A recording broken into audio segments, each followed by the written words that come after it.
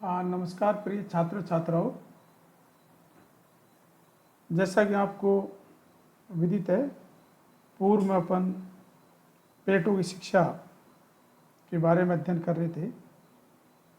हमने प्लेटो के शिक्षा सिद्धांत को देखा कि प्लेटो की शिक्षा जीवन में 50 वर्ष तक चलती है। इसमें 35 वर्ष तक सैद्धांतिक और 15 वर्षों तक व्यवहारिक शिक्षा दी जाती है और 50 वर्ष के बाद में प्लेटो कहता है कि 50 साल की शिक्षा प्राप्त करने के बाद ही व्यक्ति पूरी तरीके से राज्य का संरक्षक या एक दार्शनिक राजा बनेगा। ये अपन पूर्व में चर्चा कर चुके हैं। अब अपन देख रहे हैं प्लेटो की शिक्षा प्रणाली का उद्देश्य तथा विशेषताएं। तो प्लेटो की शिक्षा प्रणाली का उद्देश्य क्या था, अर्थात इसकी विशेषताएं क्या है, इस संदर्भ में अपन चर्चा कर रहे हैं। तो अपन इसमें पहला पॉइंट लेते हैं। ये लास्ट का टॉपिक है, प्लेटो की शिक्षा पद्धति की विशेषताएं एवं दोष। तो इसका यहाँ छोटे छोटे टॉपिक हैं, मेंशन नहीं कर रखा है, मैं इनको वैसे आपको समझा देता हूँ कि पहला है इसका मनोवैज्ञानिक आधार पर प्रतिष्ठित होना। इसमें मनुष्य की स्वाभाविक प्रवृत्तियों के तथा आत्मा के 3 तत्वों के आधार पर शिक्षण की व्यवस्था की गई थी। प्लेटो कहता है कि मनुष्य की आत्मा में 3 तत्व विद्यमान होते हैं और इन 3 तत्वों के आधार पर ही ये शिक्षा पद्धति आधारित है। दूसरी है इसकी सर्वांगीणता। इसमें शरीर और आत्मा दोनों के विकास पर समान बल दिया गया है। जैसा कि अपन ने पूर्व में चर्चा कर चुके हैं कि प्लेटो व्यायाम और संगीत को महत्व देता है और व्यायाम के माध्यम से शरीर को मजबूत करता है और संगीत के माध्यम से अपने मनोभावों को, मन स्थिति को। तीसरा, शिक्षा का प्रयोजन व्यक्ति को राज्य का उत्तम नागरिक बनाना, यानी कि श्रेष्ठ नागरिक बनाना तथा अपने कर्तव्यों का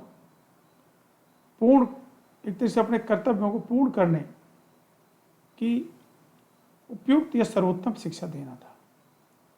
व्यक्ति राज्य का एक अच्छा नागरिक बने और अपने दायित्वों, अपने कर्तव्यों को पूरी निष्ठा और ईमानदारी के साथ में उनको पूर्ण करें।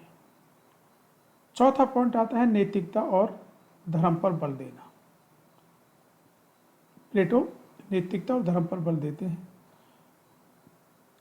अर्थात सत्य का अनुसंधान करना, वास्तविकता पर बल देना। 5वीं इसकी विशेषता आती है प्लेटो की शिक्षा सिद्धांत की उच्च शिक्षा की सुंदर व्यवस्था करना। जैसा कि आपने देखा होगा, 6 से वो 14 वर्ष, 18 वर्ष, 20 वर्ष में एग्जाम, फिर 20 से 30, फिर 30 से 35, फिर 35 से 50 व्यवहारिक शिक्षा। तो एक सुंदर व्यवस्था शिक्षा के बारे में प्लेटो करता है। 6ठी विशेषता आती है सुशासन के लिए शासकों के शिक्षण पर बल देना, यानी कि एक अच्छा शासन संचालित हो, एक श्रेष्ठ शासन संचालित हो, एक सुशासन संचालित हो। और ये किसके द्वारा संचालित होगा? शासकों के द्वारा। शासक इसको अच्छा सुशासन कब दे पाएंगे नागरिकों को? तब वो शिक्षित होंगे। इसलिए उनकी शिक्षण पर इतना ध्यान दिया गया था, बल दिया गया था। 7वां, वातावरण का महत्व। वातावरण का महत्व तो अपन ने उस समय देख ही लिया था कि एथेंस की स्थिति क्या थी, स्पार्टा की स्थिति क्या थी। एथेंस को किस प्रकार की शिक्षा पद्धति वहाँ पर चलती थी और स्पार्टा में किस प्रकार की शिक्षा पद्धति चलती थी। स्पार्टा को किस प्रकार के योद्धा व्यक्तियों की आवश्यकता थी और एथेंस एक मूर्ख और एक तरह से अनुभवहीन लोगों के शासन के दुष्चक्रों का एक तरीके से परिणाम देख चुका था, वो एथेंस, जहाँ प्लेटो के गुरु सुकरात को जहर का विष का प्याला पीना पड़ा था। तो ये सब वातावरण के प्रभावित होकर के इस प्रकार के प्लेटो ने शिक्षा पद्धति का क्रियान्वयन किया। 8वीं विशेषता आती है शिक्षा अनिवार्य और राज्य द्वारा नियंत्रित। प्लेटो ने साफ कहा कि शिक्षा अनिवार्य होगी और राज्य द्वारा नियंत्रित होगी। नवा जो पॉइंट है, स्त्री और पुरुषों के लिए समान शिक्षा। यहाँ किसी प्रकार कोई भेदभाव नहीं किया गया था स्त्री और पुरुषों के साथ में। स्त्री और पुरुषों के लिए समान शिक्षा व्यवस्था थी और उस शिक्षा व्यवस्था का स्त्रियों के लिए भी उतना ही महत्व था जितना कि पुरुषों के लिए महत्व था। 10वीं और अंतिम विशेषता जो आती है वह शिक्षा सिर्फ उच्च वर्ग के लिए, उत्पादक वर्ग के लिए नहीं थी। अपन ने इस प्लेटो के मूल शिक्षा सिद्धांत में देखा कि शिक्षा सिर्फ उच्च वर्ग के लिए थी, उत्पादक वर्ग के लिए नहीं। अर्थात जो 18 वर्ष के बाद में जो एक परीक्षा होती थी उसमें फेल हो जाते थे या अनुत्तीर्ण हो जाते थे, वो उत्पादक वर्ग का निर्माण करते थे, शिल्पी वर्ग का निर्माण करते थे, या एक आम जो खेती हर व्यक्ति आज जैसे देखा जाते हैं ऐसे वर्ग या शिल्पी या मूर्ति कला के या व्यापारी इत्यादि का निर्माण करते थे। ये उत्पादक वर्ग के लिए एक तरीके से स्थिति थी। और उच्च शिक्षा सिर्फ उच्च वर्ग जो हायर एजुकेशन जिसे अपन कहेंगे, उच्च शिक्षण संस्था में जो जाते थे उच्च वर्ग के लोग ज़्यादातर जाते थे और वही संरक्षक बनते थे राज्य का। तो इसमें अपन ने जब ये ऊपर की सारी चीज़ें देखी तो इस आधार पर अपन कुछ इसमें दोष भी देखते हैं, आलोचनाएं इसकी। और इसकी दोष या आलोचनाएं हैं, पहली, इसका क्षेत्र संकुचित। बिल्कुल अपन ने देखा कि इसका क्षेत्र बहुत संकुचित है। यह केवल संरक्षकों और शासकों के लिए है, यानी शिक्षा व्यवस्था सिर्फ संरक्षक और शासक वर्गों के लिए ही है। सेबाइन एक बहुत बड़े विद्वान हुए हैं, उन्होंने कहा है अधिकांश जनसंख्या, अब अधिकांश जनसंख्या में कौन कौन थे? कृषक, कारीगर, मजदूर आदि वर्गों के लिए प्रशिक्षण की कोई व्यवस्था नहीं थी। ये सिर्फ संरक्षक वर्गों के लिए व्यवस्था थी। दूसरा, पाठ्यक्रम में गणित को आवश्यकता से अधिक महत्व दिया। जैसा कि अपन ने पहले देख चुके हैं चर्चा में कि जो प्लेटो की जो अकादमी थी उसके प्रवेश द्वार पर साफ लिखा हुआ था कि कोई भी व्यक्ति बिना गणित के ज्ञान, जिसको नहीं है गणित का ज्ञान, वह प्रवेश का अधिकारी नहीं है। तो पाठ्यक्रम में गणित को विशेष महत्व दिया गया था और साहित्य, नाटक, चिकित्सा शास्त्र तथा कानून आदि की उपेक्षा की गई थी। अर्थात इन विषयों को कोई विशेष महत्व नहीं दिया गया था या महत्व दिया ही नहीं गया था, इनकी उपेक्षा की गई थी। एक बहुत बड़ी इसकी आलोचना है प्लेटो के शिक्षा सिद्धांत की। तीसरी आलोचना आती है शिक्षा क्रम लंबा और व्ययसाध्य। स्वाभाविक ही है, इतना लंबा शिक्षण क्रम कौन करेगा, कौन पढ़ेगा, कौन इतना पैसा खर्च करेगा? 50 साल तक की शिक्षा व्यवस्था कितनी लंबी होती है। अच्छे अच्छे विद्यार्थी भी एक तरीके से इतनी शिक्षा ग्रहण नहीं कर पाएंगे और उनका मनोबल कमज़ोर हो जाएगा।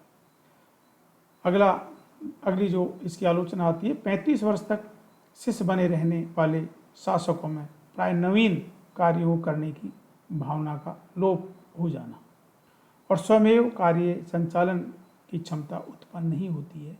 ऐसे व्यक्ति उत्तम शासक नहीं बन सकते।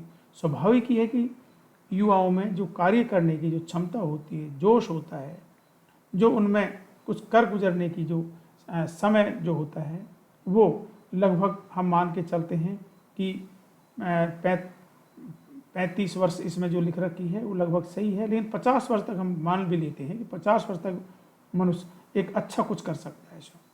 और यहाँ 50 वर्ष तक की शिक्षा व्यवस्था कर रखी है, तो स्वाभाविक तौर से युवाओं का समय तो इस शिक्षा व्यवस्था में ही निकल जाएगा। तो वो स्वमेव श्रेष्ठ कार्य कैसे कर पाएंगे और कार्यों का संचालन कैसे कर पाएंगे? उनकी क्षमता एक तरीके से कमज़ोर हो जाएगी, ह्रांस हो जाएगा। इसी बीच में उनकी भावना भी उस प्रकार की नहीं रहेंगी, उनका जोश भी उस प्रकार का नहीं रहेगा जो कि युवा अवस्थाओं में होता है। ये बहुत बड़ी इसकी आलोचना रही।